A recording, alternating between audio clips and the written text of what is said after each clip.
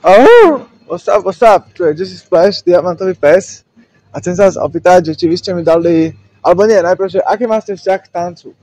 Že či fandíte tancovaniu, že či viete tancovať? No. Alebo ste antitalenty, alebo... Dobre. Chodila som na tanec.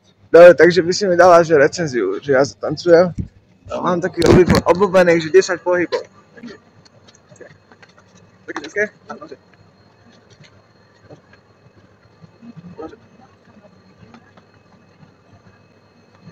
To už sa opakuje.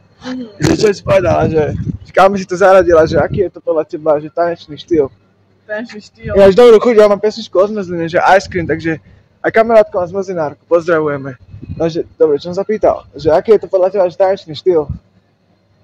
Že, freestyle. Že do akej geografickej oblasti si to priradila? Ja sa priznám... Nedával pozor na geografii, podľa mňa.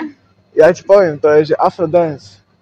To je inšpirované Afričanmi, tými pohybmi. A teraz vám zarepujem kúsok z mojej pesničky o zmrzline. Ice Cream Bageta štýl, to je môj obvyklý štýl.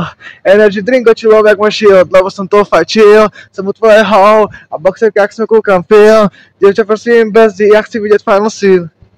Takže... Nádherné, počuli ste to? Aby sa vidíme v ďalšom videu. Ahoj!